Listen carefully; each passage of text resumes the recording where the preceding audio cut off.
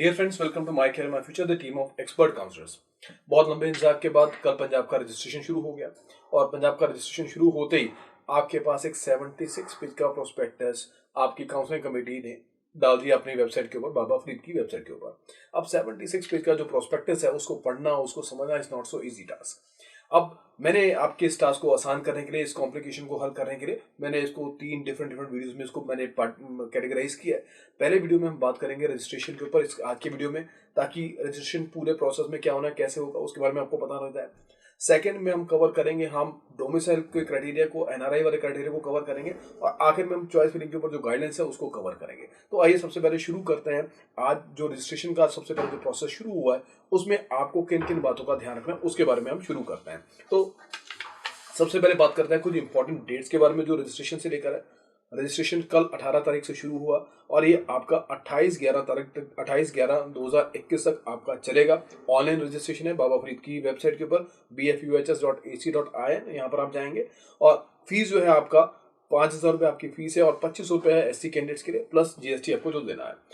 अगली important point जो है इस पूरे के अंदर वो ये है कि जो स्टूडेंट्स अलग अलग कैटेगरीज के थ्रू रजिस्ट्रेशन कर रहे हैं का बेनिफिट देने के लिए, फॉर एग्जांपल स्पोर्ट्स कैटेगरी के जो स्टूडेंट्स हैं या डिसेबिलिटी के कैटेगरी में जो जा रहे हैं या रॉयल अफेक्टेड कैटेगरी का बेनिफिट जो लेना चाहते हैं या वार्ड ऑफ आर्म फोर्सेज लेना चाहते हैं, तो इस तरह जो कैटेगरीज हैं उनको जो डॉक्यूमेंट वेरिफिकेशन के लिए उनके लिए अलग से डेट्स मेंशन है कि उनको अपने इन कैटेगरीज के लिए डॉक्यूमेंट्स जो हैं वो आपको वेरीफाई करवाने हैं। उसके लिए डेट्स मेंशन है और उसके लिए वो जगह मेंशन है कहाँ पर जाना है। फॉर एग्जांपल जैसे सिख माइनॉरिटी के जो स्टूडेंट्स हैं उनको एसजीआरडी में जाना है 30 तारीख को, और जो क्रिश्चियन माइनॉरिटी वाले स्टूडेंट्स हैं उनको अपने उस कैटेगरी का बेनिफिट लेने के लिए आपको 2 तारीख को जाना है, सीएमसी लुधियाना जाना है।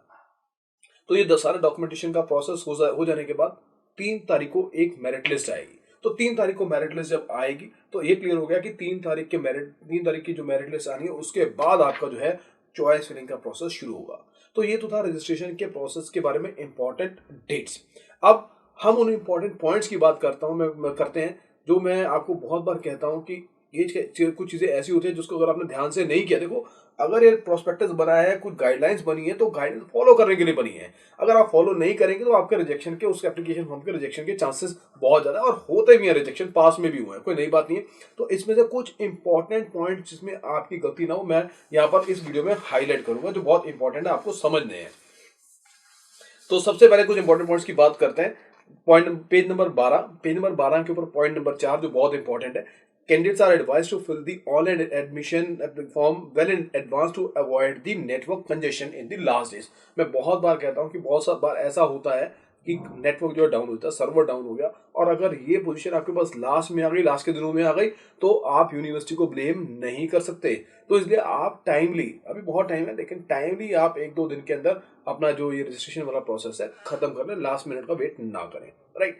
अच्छा, उसके बाद अगला पॉइंट जो आ गया वो आपका आ गया कुछ चीजों के साइज के बारे में। फॉर एग्जांपल देखा जैसे soft copy of photograph of the candidate maximum size 30 KB, soft copy of signature of the candidate maximum size this. फिर वो फोटोग्राफ की डिस्क्रिप्शन दी हुई है कि किस तरह की डिस्क्रिप्शन, किस साइज में, किस बैकग्राउंड के साथ होनी चाहिए, सिग्नेचर किस तरह के, किस कलर के पेन के साथ होना चाहिए। ये सारी डिस्क्रिप्शन यहाँ पर डिटेल में दी हुई है और सारी चीजें भी दी हुई है।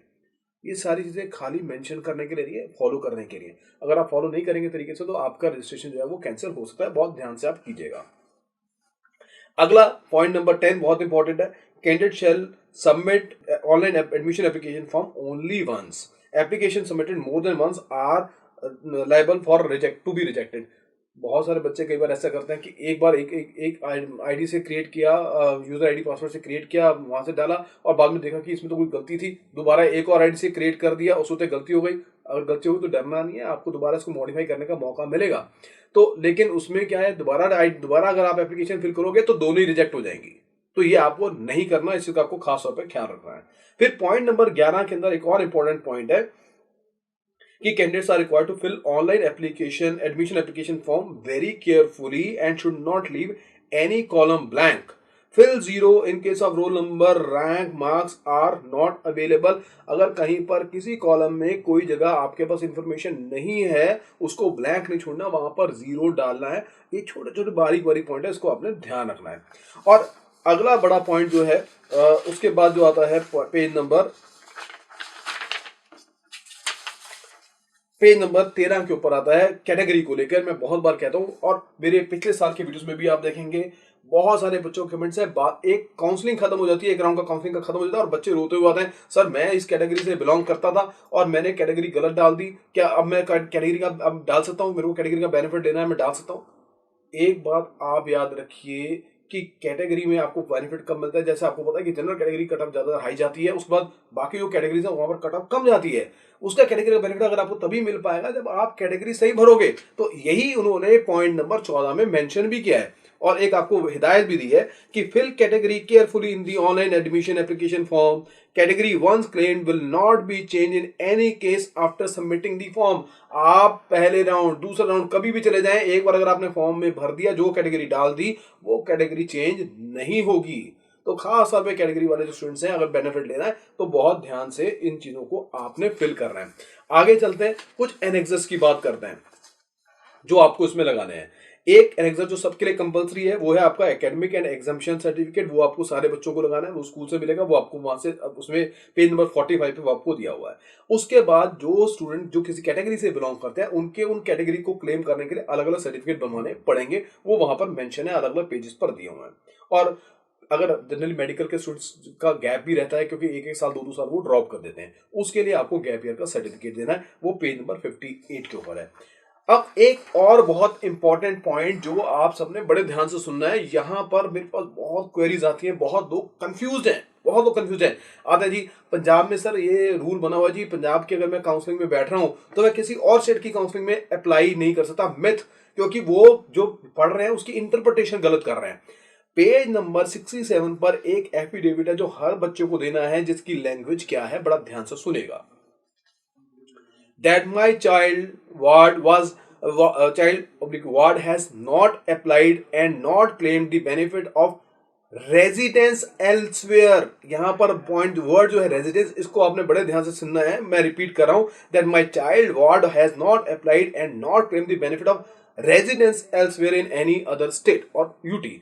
इसका मतलब बहुत क्लियर है कि आपको एफिडेविट में ये लिख के देना है कि हमारा जो बच्चा है वो सिर्फ और सिर्फ एक इसी पंजाब की स्टेट का ही डोमिसाइल का बेनिफिट ले रहा है। ऐसा नहीं कि आपने पंजाब की स्टेट का भी डोमिसाइल क्लेम कर लिया और पंजाब के अलावा किसी और स्टेट का भी डोमिसाइल क्लेम कर लिया, तो ऐसे केस में वो आपका एडमिशन जो चांस है वो रिजेक्ट हो जाएंगे, वो कैंसिल हो जाएगा। तो इसके लिए पंजाब वालों ने आपसे एक एफिडेविट मांगा है। तो बहुत क्लियर है।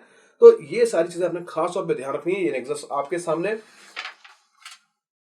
अगर फिर भी कोई चीज़ आपको समझ नहीं आई, आप हमें कांटेक्ट कर सकते हैं।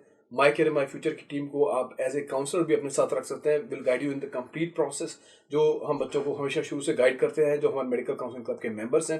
तो मैं अभी बहुत जल्दी जो अगले वीडियोस हैं वो भी लेकर आऊँगा, जिसमें मैं क्लियर करूँगा आपके डोमिसाइल जो रूल्स हैं पंजाब के और एनआरआईज कौन कौन हो सकते हैं, कैसे बेनिफिट ले सकते हैं, और गाइडलाइंस जो है चॉइस के ऊपर। तो आप इस चैनल को सब्सक्राइब करना मत भूलेगा, जरूर कीजिएगा। So thank you very much for watching this video. See you in the next video. Bye bye.